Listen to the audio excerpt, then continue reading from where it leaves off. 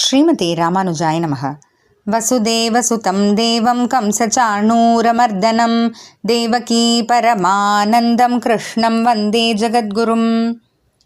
நாள்தோறும் பகவத்கீதையில் 5வது அத்தியாயத்தில் கடைசி சில ஸ்லோகங்கள் மூலமாக பகவான் 6வது அத்தியாயத்தில் விரிவாக சொல்ல போகிற யோக அபியாசத்தை பற்றி, அதாவது யோகம் செய்ய வேண்டிய முறையை பற்றி சொல்கிறாரு. அதில் ஒரு சின்ன ட்ரெய்லர் மாதிரி இந்த 5வது அத்தியாயத்தில் கடைசி சில ஸ்லோகங்களில் சொல்கிறாருன்னு பார்த்தோம்.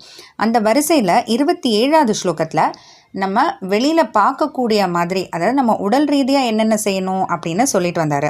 நம்ம புலன்கள் ஏற்படக்கூடிய தொடர்பு, அதாவது வெளி விஷயங்களோடு ஏற்படக்கூடிய தொடர்பை முதல்ல விலக்கி வச்சுட்டு நம்ம புருவங்களுக்கு நடுவில் கண் பார்வையை கொண்டு வந்து உள்ளே இருக்கிற மூச்சு வெளியில் விடுற மூச்சை சமமாக்கணும் அப்படின்னு.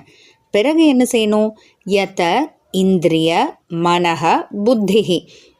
யத அப்படின்னா ஆத்ம விஷயத்தை தவிர வேறு எதுலேயும் கவனம் போகாமல் நல்லா எல்லாத்தையும் அடக்கின மாதிரி புலன்கள், மனசு, புத்தி எல்லாம் இருக்கணும் அப்படின்ட்டு. இப்படி செய்கிறவங்க யாருன்னா முனிகி, அதாவது இந்த ஞானமே உருவமான, அறிவே உருவமான ஆத்மாவை பற்றியே நினச்சிக்கிட்டே இருந்துக்கிட்டு ஆத்ம சாட்சாத்காரத்துக்காகனே முயற்சி செஞ்சுட்டு இருக்கிறவங்க மோக்ஷபராயணக. அதையும் தவிர அதையே மோட்சம் அடையணும் அப்படின்னா இந்த இடத்துல ஆத்ம அனுபவம் அதையே அவங்க குறிக்கோளாக வச்சிட்ருக்கவங்க விகத இச்சா பயக்ரோதக.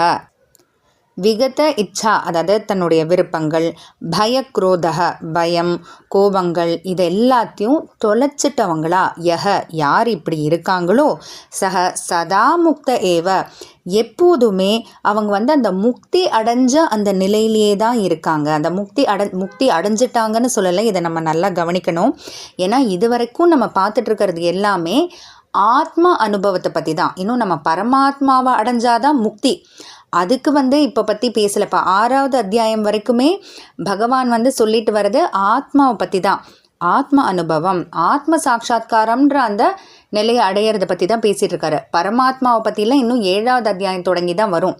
அதனால இங்கே என்ன சொல்கிறாருன்னா முக்தி அடைஞ்ச நிலையில் இருக்காங்க அப்படின்னு சொல்லிட்டு.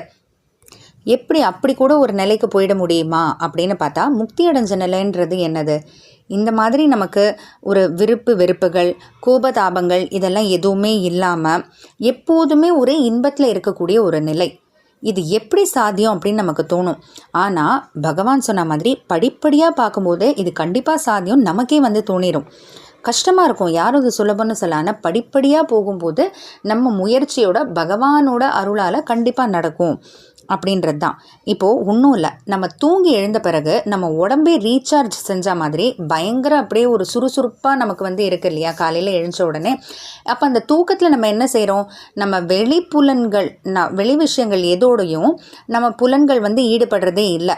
நம்ம தூங்குகிற சமயத்தில் கண் எதையும் பார்க்குறதில்ல, காது எதையும் கேட்குறதில்ல, இல்லை மூக்கு எதையும் நுகர்றதில்ல, வாய் எதையும் சாப்பிட்றதில்ல. அப்போ நம்மளோட புலன்கள் எதுக்குமே நம்ம வேலை கொடுக்கல. புலன்களுக்காக இருக்கட்டும், மனசுக்காக இருக்கட்டும், புத்திக்காக இருக்கட்டும். புத்தியால் நம்ம ஏதோ யோசிச்சுட்டெல்லாம் இருக்கல இல்லையா?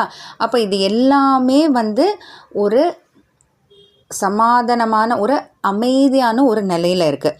வெளி விஷயங்களோட எதுவுமே ஈடுபடலை, தொடர்பு இல்லை. அதனால தான் நமக்கு எழுந்த உடனே ஒரு புத்துணர்ச்சியாக நமக்கு இருக்குது. இப்போ இந்த முக்தி அடைஞ்ச நிலைன்றது எப்போதுமே இந்த மாதிரி இருந்தால் அப்போ எப்படி இருக்கும்? இப்போது சாதாரணமாக ஒரு 7-8 மணி நேரம் இல்லை 10 மணி நேரமே வச்சுக்கோங்க, தூங்கி எழுந்திருக்கும் போதே அவ்வளோ புத்துணர்ச்சியோடு இருக்குது அப்படின்னா, அப்போது எப்போதுமே இதே ஒரு நிலையில் இருக்க முடியும் அப்படின்னா அதுக்கு நம்ம கண்ணை மூடிட்டு படுக்கணுன்ற அவசியமே இல்லை. நம்மளுடைய புலன்கள், மனசு, புத்தியெல்லாம் கட்டுப்படுத்தினாலே அந்த ஒரு நிலைக்கு நம்ம வந்துடலாம். அதைத்தான் பகவான் இங்கே சொல்ல வராரு. ரிஷிகள்லாம் அவங்களுடைய தப்போபலம்னு சொல்லுவாங்க. அதை வச்சுக்கிட்டே அவங்கள தன்னை காப்பாற்றிக்க முடியும்.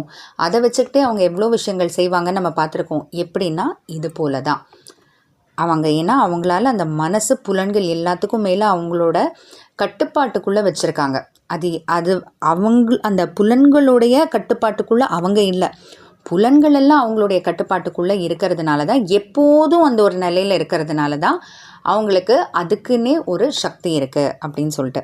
ஸோ இப்போ பகவான் என்ன சொல்ல வராரு அப்படின்னா, இந்த மாதிரி மனசெல்லாம் ஒருநிலைப்படுத்தி புலன்கள் புத்தி எல்லாத்தையுமே ஒருநிலைப்படுத்தி கட்டுப்பாட்டுக்குள்ளே கொண்டு வந்து ஒரு யோகத்தில் உட்காந்து, அதாவது 2 புருவங்களுக்கு நடுவில் கண் பார்வையை கொண்டு வந்து உள்ளே இழுக்கிற மூச்சு வெளி மூச்சு ரெண்டத்தையும் வந்து சமப்படுத்தி தன்னுடைய கோபதாபங்கள் வெறுப்புகள் எல்லாத்தையும் தள்ளி வச்சுட்டு யார் ஒருத்தவங்க இருக்காங்களோ அவங்க முக்தி அடைஞ்ச நிலையில் இருக்காங்கன்ட்டு பகவான் வந்து சொல்கிறாரு. அதாவது நிரந்தரமான இன்பம் சுகம் அப்படின்றது தான் அந்த நிலை.